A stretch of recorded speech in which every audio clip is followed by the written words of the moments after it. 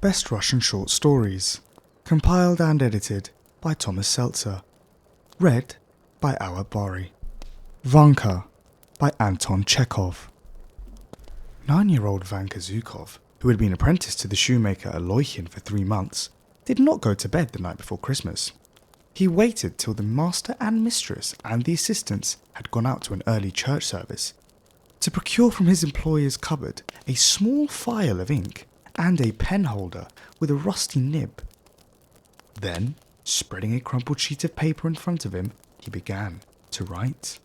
Before, however, deciding to make the first letter, he looked furtively at the door and at the window, glanced several times at the sombre icon, on either side of which stretched shelves full of lasts, and heaved a heart-rending sigh. The sheet of paper was spread on a bench, and he himself was on his knees in front of it. "Dear Grandfather Konstantin Makarich," he wrote, "I'm writing you a letter. I wish you a happy Christmas and all God's holy best. I have no mama or papa. You're all I have." Vanka gave a look towards the window in which shone the reflection of his candle, and vividly pictured to himself his grandfather Konstantin Makarich, who was night watchman at Messrs. Zivarev. He was a small, lean, unusually lively and active old man of 65, always smiling and blear-eyed. All day he slept in the servants' kitchens, or trifled with the cooks. At night, enveloped in an ample sheepskin coat, he strayed round the domain, tapping with his cudgel. Behind him, each hanging its head, walked the old dog Kashtanka and the younger dog Vayan, so named because of his black coat and long body, and his resemblance to a loach. Vayan was an unusually civil and friendly dog, looking as kindly at a stranger as at his masters, but he was not to be trusted. Beneath his deference and humbleness was hid the most inquisitorial maliciousness. No one knew better than he how to sneak up and take a bite at a leg, or slip into the larder, or steal Muzhik's chicken. More than once they had nearly broken his hind legs. Twice he had been hung up. Every week he was nearly flogged to death, but he always recovered. At this moment for certain, Vanka's grandfather must be standing at the gate, blinking his eyes at the bright red windows of the village church, stamping his feet in their high felt boots, and jesting with the people in the yard. His cudgel will be hanging from his belt. He will be hugging himself with cold, giving a little dry old man's cough, and at times pinching a servant girl or a cook. "Won't we take some snuff?" he asks, holding out his snuff box to the women. The women take a pinch of snuff and sneeze. The old man goes into indescribable ecstasies, breaks into loud laughter, and cries, "Off with it! It will freeze your nose!" He gives his snuff to the dogs too. Kashtanka sneezes, twitches her nose, and walks away offended. Vayan deferentially refuses to sniff and wags his tail. It is glorious weather, not a breath of wind, clear and frosty. It is a dark night, but the whole village, its white roofs and streaks of smoke from chimneys, the trees silvered with hoar frost, and the snowdrifts, you can see it all. The sky scintillates with bright twinkling stars, and the Milky Way stands out so clearly that it looks as if it had been polished and rubbed over with snow for the holidays. Vanka sighs, dips his pen into the ink, and continues to write. "Last night I got a thrashing. My master dragged me by my hair into the yard and bellybored me with a shoemaker's stirrup, because while I was rocking his brat in its cradle, I unfortunately fell asleep, and during the week my mistress told me to clean a herring, and I began by its tail, so she took the herring and stuck its snout into my face. The assistants tease me, send me to the tavern for vodka, make me steal the master's cucumbers, and the master beats me with whatever is handy. Food there is none. In the morning it's bread, at dinner gruel, and in the evening bread again. As for tea or sour cabbage soup, the master and mistress themselves guzzle that. They make me sleep in the vestibule, and when their brat cries, I don't sleep at all. They have me rock the cradle. Dear Grandpa, for heaven's sake, take me away from here, home to our village. I can't bear this anymore. I bow to the ground to you and will pray to God forever and ever. Take me from here or I shall die.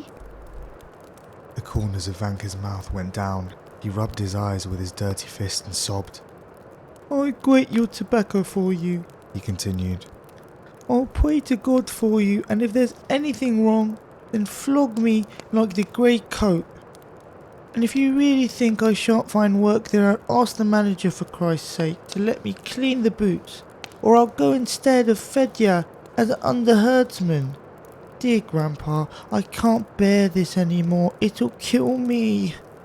I want to run away to our village, but I have no boots and I was afraid of the frost. And when I grow up, I'll look after you. No one shall harm you, and when you die, I'll pray for the repose of your soul, just like I do for Mama Pelaguya. As for Moscow, it is a large town. There are all gentlemen's houses, lots of horses, no sheep, and the dogs are not vicious. The children don't come round at Christmas with a star. No one is allowed to sing in the choir, and once I saw in a shop window hooks on a line and fishing rods. All for sale, and for every kind of fish. Awfully convenient. And there was one hook which could catch a sheepfish weighing a pound. And there are shops with guns, like the master's, and I'm sure they must cost 100 rubles each. And in the meat shops there are woodcocks, partridges and hares. But who shot them or where they come from, the shopman won't say. Dear Grandpa, and when the masters give a Christmas tree, take a golden walnut and hide it in my green box. Ask the young lady Olga for it. Say it's for Vanka. Vanka sighed convulsively and again stared at the window. He remembered that his grandfather always went to the forest for the Christmas tree and took his grandson with him. What happy times! The frost crackled, his grandfather crackled, and as they both did, Vanka did the same. Then, before cutting down the Christmas tree, his grandfather smoked his pipe, took a long pinch of snuff, and made fun of poor, frozen little Vanka. The young fir trees, wrapped in hoar frost, stood motionless, waiting for which of them would die. Suddenly, a hare springing from somewhere would dart over the snowdrift. His grandfather could not help but shouting, "Catch it! Catch it! Catch it! Ah, short-tailed devil!" When the tree was down, the grandfather dragged it to the master's house, and there they set about decorating it. The young lady Olga, Vanka's great friend, busied herself most about it. When little Vanka's mother Pelaguya was still alive, and was servant woman in the house, Olga used to stuff him with sugar candy, and when having nothing to do, taught him to read, write, count up to 100, and even to dance the quadrille. When Pelaguya died, they placed the orphan Vanka in the kitchen with his grandfather, and from the kitchen he was sent to Moscow to Aloy him, the shoemaker. "Come quick, dear Grandpapa," continued Vanka. "I beseech you for Christ's sake, take me from here. Have pity on a poor orphan. Here they beat me, and I'm frightfully hungry, and so sad I can't tell you. I cry all the time. The other day the master hit me on the head with a last. I fell to the ground and only just returned to life. My life is a misfortune, worse than any dog's. I send greetings to Aliona, to One-Eyed Tagor, and the coachman, and don't let any one of them have my mouth organ. I remain your grandson, Ivan Zhukov. Dear Grandpapa, do come." Vanka folded his sheet of paper into 4 and put it in an envelope purchased the night before a kopeck. He thought a little, dipped the pen into the ink, and wrote the address. "The village? To my grandfather." He then scratched his head, thought again, and added, "Konstantin Makarich." Pleased at not having been interfered with in his writing, he put on his cap, and without putting on his sheepskin coat, ran out in his shirt sleeves into the street. The shopman at the poulterer's from whom he had inquired the night before had told him that the letters were to be put into postboxes, and from there they were conveyed over the whole earth in mail troikas by drunken postboys, and to the sound of bells. Vanka ran to the first postbox and slipped his precious letter into the slit. An hour afterwards, lulled by hope, he was sleeping soundly. In his dreams he saw a stove. By the stove, his grandfather sitting with his legs dangling down, barefooted and reading a letter to the cooks, and Vian walking around the stove, wagging his tail.